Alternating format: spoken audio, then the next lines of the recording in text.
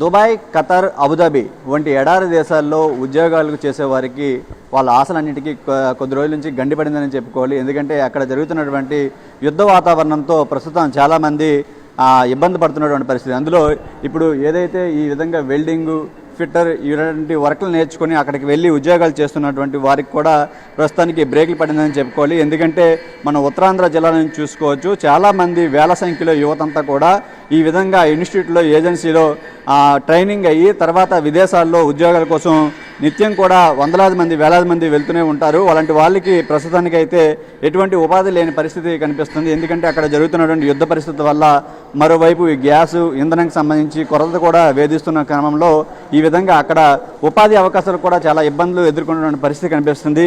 ప్రస్తుతం మనం చూసుకోవచ్చు, ఇటు విశాఖలో ఇటువంటి ఇన్స్టిట్యూట్లు చాలా ఉన్నాయి. అక్కడ ఉపాధి పొందుతున్న వాళ్ళంతా కూడా ఖాళీగా ఉంటున్నటువంటి పరిస్థితి కనిపిస్తుంది. మరి అక్కడ పరిస్థితులు చక్కదిద్దేంత వరకు, అక్కడ సద్దుమణిగేంత వరకు కూడా ఇదే పరిస్థితి ఉండే అవకాశం కూడా మనకి కనిపిస్తుంది.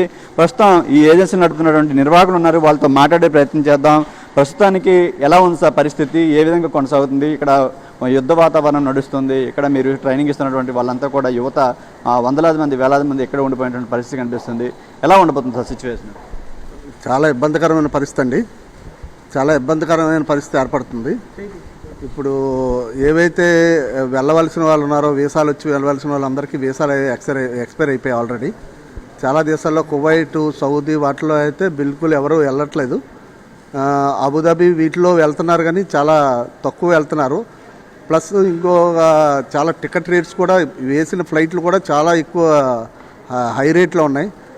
కంపెనీలు ఏవి కూడా టికెట్లు వేయడానికి ఒప్పుకోవట్లేదు. ప్రస్తుతానికైతే చాలా ఇబ్బందిగా ఉంది. గ్యాస్ కొరత కూడా చాలా ఎక్కువ ఉంది. అందరూ స్టూడెంట్స్ అందరూ ట్రైనింగ్ అయిపోయి ఉన్నారు. ఎవరు విదేశాలు వెళ్ళడానికి చాలా ఆతృతగా ఉన్నారు కానీ ఎక్కడ ఇంటర్వ్యూస్ కూడా అవ్వట్లేదు. ఇంటర్వ్యూస్ అన్నీ ఆగిపోయాయి. విదేశాల నుండి ఎవరు కూడా ఇంటర్వ్యూస్ చేయడానికి ఎవరు రావట్లేదు క్లయింట్లు. చాలా ఇబ్బందికరమైన పరిస్థితి ఉంది. ఇదే పరిస్థితి కొనసాగితే చాలా ఇన్స్టిట్యూట్లన్నీ మూతపడతాయి. ప్లస్ ఉపాధి కూడా చాలా మటుకు పోతుందండి.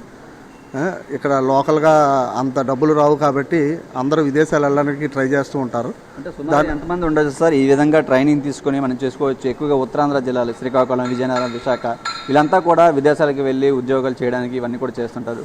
ఎంతమంది ట్రైనింగ్ ఈ విధంగా తీసుకుని వెళ్తుంటారు సార్? దరిదాపుగా విశాఖపట్నం జిల్లా నుండి దరిదాపుగా ఒక మంత్లో తక్కువలో తక్కువ 5-6 వేల మంది వెళ్తారండి విదేశాలకి.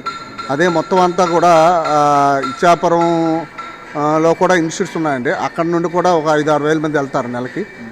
బాగా అంటే ఇక్కడ ఉపాధి అంటే ఇన్స్టిట్యూట్ల మీద ఆధారపడతారు. వెల్డింగ్ కానీ, ఫిట్టర్ కానీ ఈజీగా ట్రైనింగ్ అయ్యి బయటికి వెళ్ళొచ్చు అనే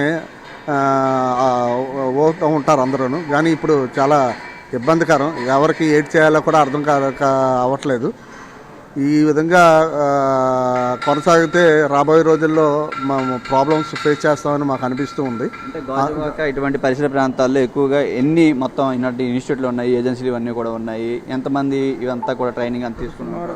సుమారుగా 40 నుండి 50 ఇన్స్టిట్యూట్లు ఉన్నాయండి. దీని మీద ఆధారపడి కొన్ని వేల మంది బతుకుతూ ఉన్నారు.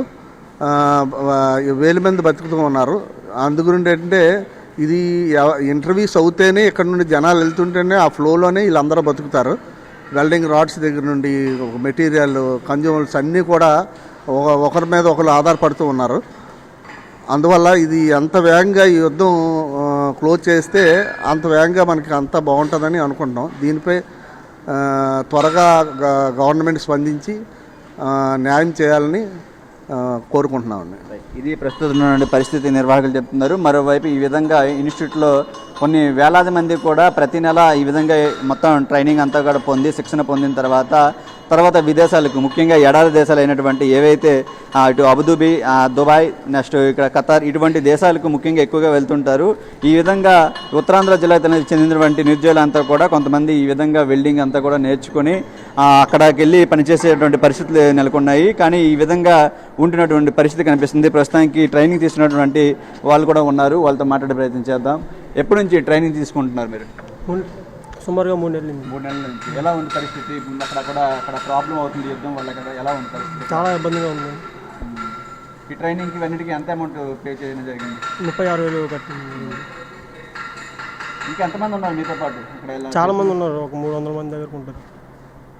ఇప్పుడు మనం చూస్తున్నాం ట్రైనింగ్ తీసుకుంటున్న వాళ్ళు కూడా ముఖ్యంగా ఈ విధంగా వేలాది రూపాయలు వెచ్చించి ఈ విధంగా ఇన్స్టిట్యూట్లో ట్రైనింగ్ తీసుకుని పూర్తి స్థాయిలో శిక్షణ పొందిన తర్వాత ఇటు దుబాయ్ ఇటువంటి దేశాలకు వెళ్ళేటువంటి పరిస్థితి. కానీ ఈ విధంగా అక్కడ ఏర్పడినటువంటి యుద్ధ ప్రభావం వల్ల ఈ విధంగా ఎటు వెళ్ళలేని పరిస్థితి.